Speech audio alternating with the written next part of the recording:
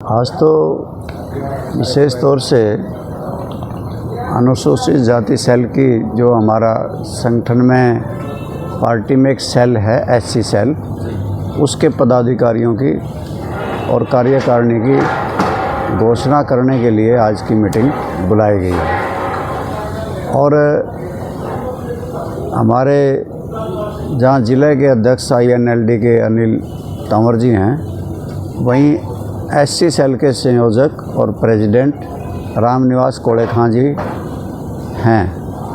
और वो अपनी अब ये ज़िले की कार्यकारिणी एससी सेल की आज डिक्लेयर करेंगे और पदाधिकारी जो इन्होंने बनाए हैं उनके बारे में भी ये आपको एक प्रति सबके नामों की दे देंगे। और जैसा कि हमने पार्टी को मजबूत करने के लिए प्रदेश के स्तर पे अपना संगठन बनाया है, प्रदेश की पदाधिकारी और कार्यकारिणी घोषित किए हैं, वहीं ज़िले के अध्यक्ष भी बनाए और ज़िले के अध्यक्षों के बाद फिर हम हल्का स्तर पे अपनी पार्टी का गठन कर रहे हैं। हम पूरे हरियाणा में हमारे 18 सेल हैं, जिसमें महिला सेल है, किसान सेल है, हमारा एससी सेल है, बीसी सेल है, कर्मचारी सेल है, इसी प्रकार से बुद्धिजीवी प्रकोष्ठ है और भी 18 सेल हैं। 18 की 18 सेलों को हल्का स्तर पे और गांव स्तर पे ले जाएंगे ताकि पार्टी को मजबूत किया जा सके। और मैं तो विशेष तौर से संगठन से जुड़ा रहा हूँ, मेरा विश्वास संगठन में है और जब संगठन मजबूत हो जाएगा तो पार्टी अपना आप मजबूत हो जाएगी। और मैं इस में लगा हुआ हूँ कि पूरे प्रदेश में घूम घूम के पार्टी को मजबूत किया जाए, पुराने साथियों को जोड़ा जाए, उनको सक्रिय किया जाए, नए साथियों को जोड़ा जाए। आज भी इसी संदर्भ में आपको कष्ट दिया कि हम अपने एससी सेल की कार्यकारिणी की घोषणा कर रहे हैं। सर, प्रदेश की जो मौजूदा राजनीति की बात की जाए तो मौजूदा राजनीति पर क्या कहेंगे, किस प्रकार से चल रहा है? जहाँ तक भारतीय जनता पार्टी का राज चल रहा है, उसने हरियाणा प्रदेश को गर्त में डुबो दिया। हरियाणा प्रदेश के सिर पे 3,52,000 करोड़ का कर्जा चढ़ाया और कर्जा उतारने के लिए भी लोन लिया जा रहा है। यानी कि हरियाणा प्रदेश को कर्जे में नंबर 1 का बनाया, बेरोज़गारी में नंबर 1 का बनाया, अपराध में नंबर 1 का बनाया और हरियाणा प्रदेश में विकास नहीं विनाश हुआ। आप देख रहे हैं कि हरियाणा प्रदेश के नौजवानों के साथ कैसे खिलवाड़ किया। पहले तो इकोनॉमिक सोशल बैकवर्ड कह के जो इकोनॉमिकली सोशली बैकवर्ड कह कर के नंबर दिए गए और फिर उनकी मेरिट बनाई गई, उसने पंजाब और हरियाणा हाई कोर्ट ने उसको रद्द कर दिया। इससे 2019 से लेके आज तक की लगी सारी नौकरियों की दोबारा से कहा कि मेरिट बनाओ, तुमने मेरिट गलत बनाई हुई है। जो लोग पर्ची और खर्ची का ढोल पीटते थे, आज उनकी ये पोल खुल गई कि 30,000 लगी नौकरियां प्रभावित होंगी, दोबारा से मेरिट बनेगी और वो जो आर्थिक तौर से कमज़ोर के नाम पे नंबर लगाए गए थे वो कट जाएंगे। और यानी कि फिर मुख्यमंत्री का लीपापोती करने का बयान आया कि हम उसको हरियाणा रोज़गार कौशल निगम में एडजस्ट करेंगे। परंतु जो धोखा हुआ, जो पक्की नौकरी पर लगे हुए थे, पंजाब और हरियाणा हाई कोर्ट ने एक किस्म का उनको रद्द कर दिया, वो अंक मानने से मना कर दिया। और इसी प्रकार से बेरोज़गारी के ऊपर अंकुश लगाने में ये सरकार नाकामयाब रही।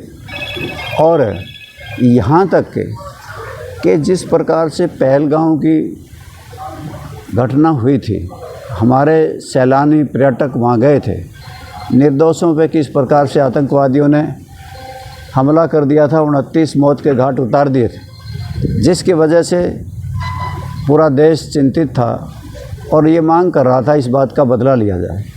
हमारी फ़ौजों पे गर्व है, उनके पराक्रम पे गर्व है कि उन्होंने सिंदूर ऑपरेशन से उसका बदला लिया। परंतु इनके राज्यसभा के एक सांसद ने किस प्रकार से उन सैलानियों को ये कहा, पर्यटकों को ये कहा कि उन्हें लड़ना चाहिए था। एक तरफ हथियारबंद आतंकवादी खड़े हों और एक तरफ निहत्थे लोग खड़े हों, और उन्होंने ये कहा उन्हें साहस दिखाना चाहिए था। वो हमारे इस देश के जिन्हें ये लोग तो एक तरफ तो शहीद मानते हैं और उनकी खिल्ली उड़ाई जा रही है, ऐसे राज्यसभा सांसद के ऊपर अंकुश लगना चाहिए। भारतीय जनता पार्टी ने कोई ना कोई इस पर एक्शन लेना चाहिए।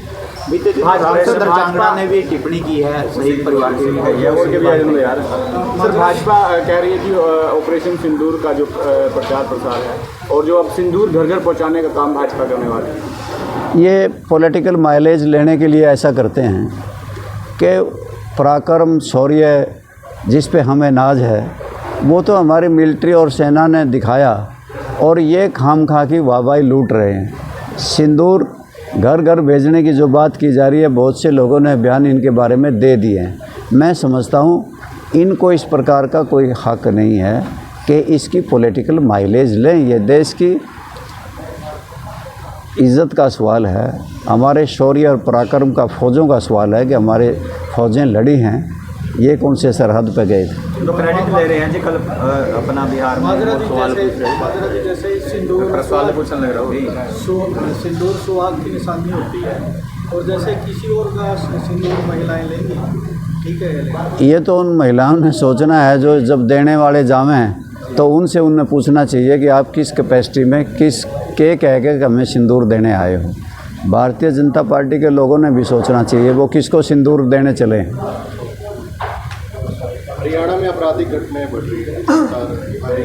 मैंने पहले कहा है कि हरियाणा प्रदेश अपराध स्थली बन गया कि सरकार का कोई अंकुश नहीं। हर रोज़ अखबारों के पन्ने भरे मिलते हैं, कत्ल, डकैती, अपहरण, फिरौती की अनेकों घटनाएं निरंतर बढ़ रही है।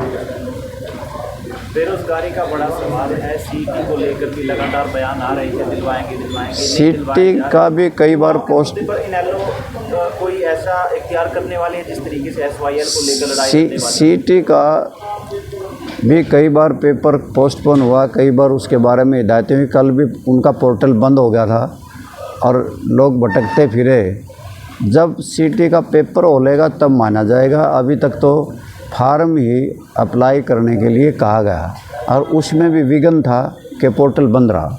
जाट संस्था का चुनाव है 1 तारीख का, तो क्या लगता है कि पहले सहमति होगी थी, और एक जयप्रकाश जी कह रहे हैं कि समाज के लोगों में नेताओं को नहीं आता।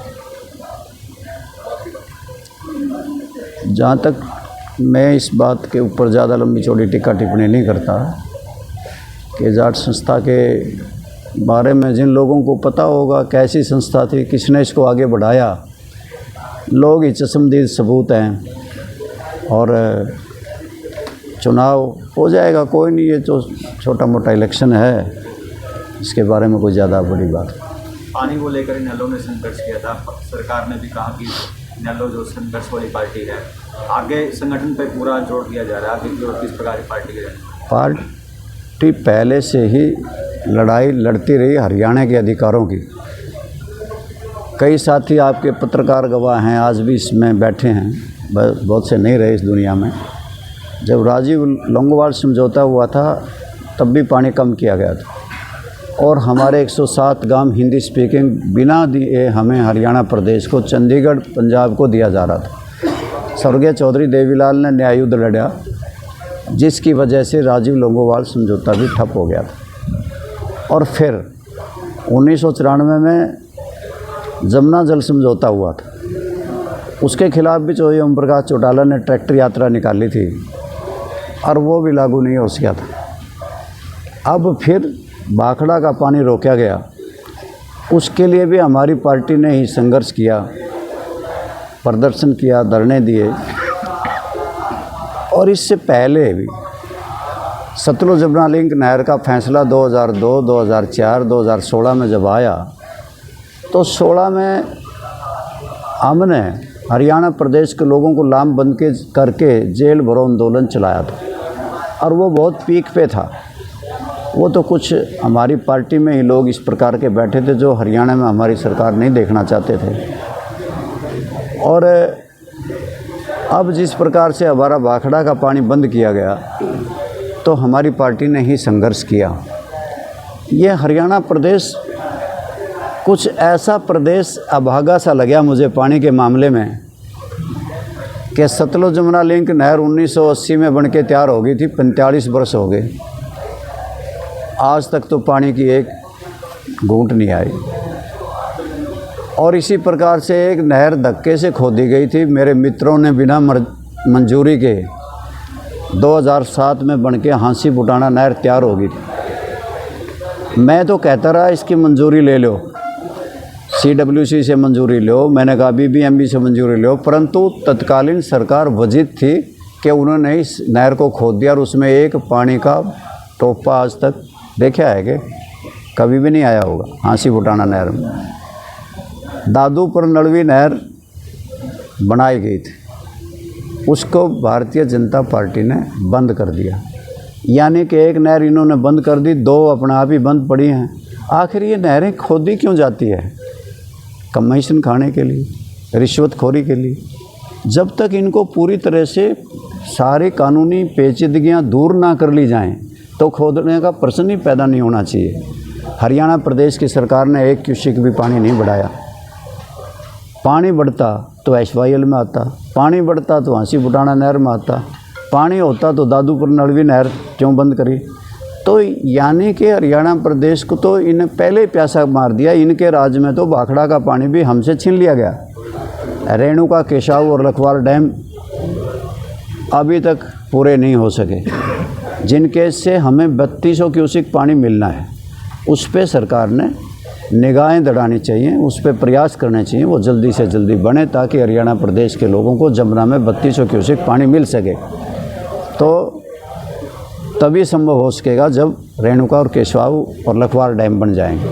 सर, सिरसा में टैंकरों के आगे लंबी लंबी लाइन लगा के लोग पानी भरने के लिए खड़े होते हैं। मुख्यमंत्री, नायब सैनिक मंचों पर कहते हैं हमने हर घर नल और उस नल में जल पहुंचा दिया है। उनके दावों को क्या कहेंगे? सिरसा के कई क्षेत्रों में, भिवानी के कई क्षेत्रों में पानी टैंकरों से ही दिया जाता है और ये भी ताज्जुब होगा कि राजस्थान से दिया जाता है और 2-2 हज़ार का एक टैंकर में से आगे कैंपर भरते हैं। तो अजीब स्थिति है। कई बार कहते हैं कि हमारे यहाँ हरियाणा प्रदेश में बेरोज़गारी है ही नहीं, हम बेरोज़गारी को तो दूर कर रहे हैं। ये तो ये हंसते हुए ये कह देते हैं कि बेरोज़गारी है नहीं या बहुत कम है, परंतु आपको पता है कि हमारे कई इलाकों में तो सारे घरों में से नौजवान यहाँ रहा नहीं, पलायन कर के कोई अमेरिका में, कनाडा में, कोई ऑस्ट्रेलिया में, कोई इंग्लैंड में चला गया। और कैसी स्थिति बढ़ी कि नौजवानों के हाथों में बेड़ियां थी, पैरों में बेड़ियां थी, हथकड़ियां थी, वो भी उतरे आकर के एयरपोर्ट पे। तो इन्हें कोई शर्म आनी चाहिए, कोई लानत होनी चाहिए इस बात के लिए कि ना पानी है, ना बिजली है, ना कोई रोज़गार है, कि हरियाणा प्रदेश की ऐसी स्थिति बनाई। मात्रा साहब, फोटो की जो राजनीति हुई उस पर आप कैसे देखते हो? हैं जी, आपस में फोटो की जो राजनीति हुई है, JP ने चौटाला जी का बयान आया, चौधरी ओम प्रकाश चौटाला जी की फोटो, मैं इस बात के लिए जोड़ता हूँ, महापुरुषों के फ़ोटो लगाने का हर को अधिकार है। मैं भारतीय जनता पार्टी वालों से भी और कांग्रेस वालों से भी अनुरोध करता हूँ, अगर उनका दिल करे तो चौधरी ओम प्रकाश चौटाला की फ़ोटो लगा लें। दिल में सम्मान होना चाहिए। कुछ जो लोग ज़्यादा ही उछल रहे हैं, चौधरी ओम प्रकाश चौटाला को जीते जीत और उनकी बीमारियों में जाकर के हालचाल पूछना चाहिए था, उनको शादियों में भी शरीक होना चाहिए था, परंतु जीते जी तो अपमान, मरणोपरांत फ़ोटो गले से लगाना मैं समझता हूँ उचित नहीं और ना ही उसका कोई लाभ होगा। और पूरे प्रदेश की जनता इस बात को भली प्रकार जानती है। बड़ी सभाओं में लाखों की तादाद में चौधरी ओम प्रकाश चौटाला ने अभय सिंह चौटाला को अपना वारिस डिक्लेयर किया। और कोई सवाल पूछ लो यार।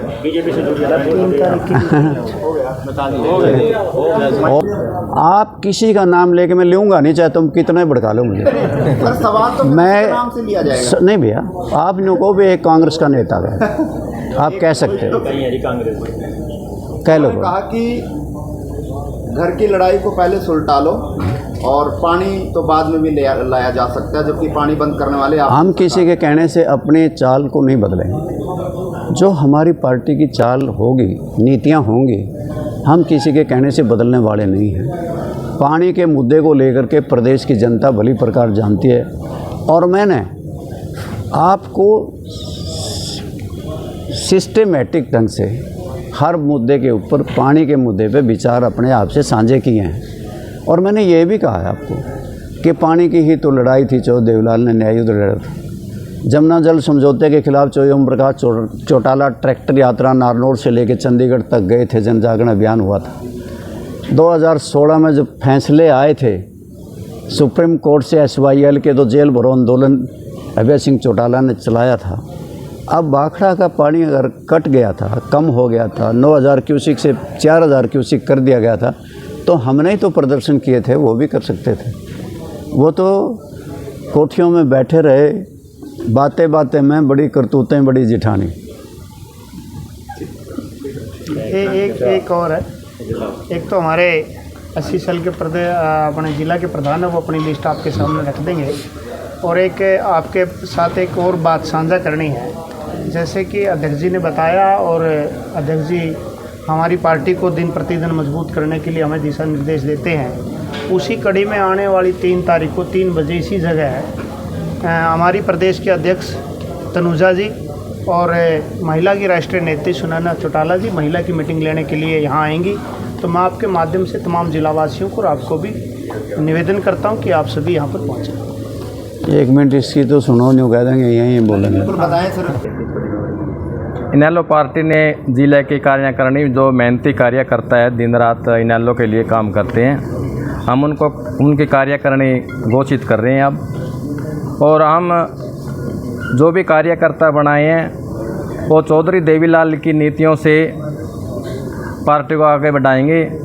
जैसे चौधरी देवीलाल ने ऐसी समाज के हर बरादरी में चौपाल बनाने का काम, और काम के बदले अनाज, गरीब लड़की के कन्यादान की सहायता, जच्चा बच्चा की सुविधा, उन सभी को देखते हुए हम दोबारा से पार्टी को ऊंचा उठाएंगे और चौधरी देवीलाल की नीतियों को जनता के सामने रखेंगे। और 2029 में मेहनत करके हम इंडियन नेशनल लोक दल का राज लाएंगे। वही दोबारा से जैसे चौधरी ओम प्रकाश चौटाला के राज में सरकार आपके द्वार ऐसा अभियान चलाएंगे और लोगों की समस्या दूर करेंगे। इसी प्रकार जैसे बीजेपी सरकार ने डॉक्टर भीमराव अंबेडकर का जो संविधान था उसको ख़त्म करने का जो षड्यंत्र रच रही है, आरक्षण को बिल्कुल ख़त्म कर रही है, हम मेहनत करके चौधरी देवीलाल की नीतियों को करके चौधरी अभय सिंह चौटाला को प्रदेश का मुख्यमंत्री बनाएंगे और फिर से गरीबों की दामन में मतलब कुछ खुशियों डालने का काम करेंगे। और चौधरी ओम जो मेरे को हमारे राष्ट्रीय अध्यक्ष अभय सिंह चौटाला व इंडियन नेशनल लोक दल के प्रदेश अध्यक्ष चौधरी रामपाल माजरा जी ने जो मेरे को जिम्मेवारी दी है, मैं उस जिम्मेदारी को तय दिल से निभाऊंगा और पार्टी को आगे बढ़ाने का कार्य करेंगे। हमने पद की घोषणा करी है जी, जो गोला हलका के प्रधान हैं तरसेम पराड़ा जी, और हलका कलाइत के हमारे फूल सिंह ब्राह्मणीवाड़ा, कैथल हलका के प्रधान चैन सिंह और पुंडरी हलका के प्रधान है सुभाष वाल्मीकि,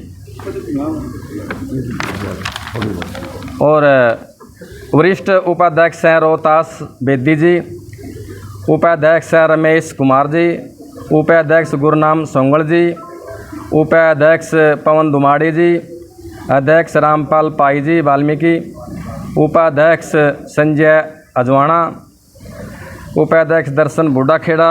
इसी प्रकार हमने महासचिव पालाराम कैलरम जी, महासचिव करमवीर प्योदा, महासचिव बलराज सरदेड़ी गुला, महासचिव पालाराम शेरदा महासचिव रघुवीर बलबेड़ा, महासचिव सुनील पाई, महासचिव बीरा राजौंद, महासचिव कपिल डांड वाल्मीकि समाज से हैं, और सचिव शैलेंद्र राजौंद जी, महासचिव राजेंद्र श्यांगण जी और महासचिव गुरमीत सोंगल जी, महासचिव अशोक कुमार प्योदा जी।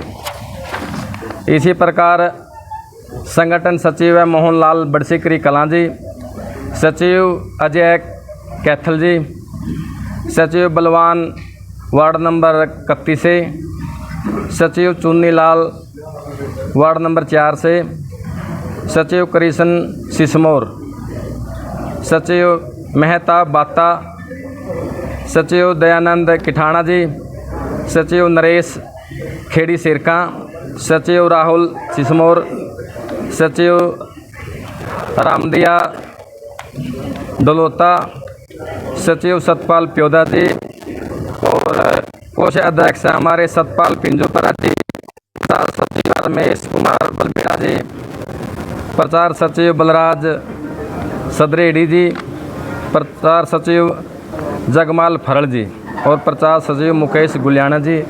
ये हमारे पार्टी की आज लिस्ट जारी की है।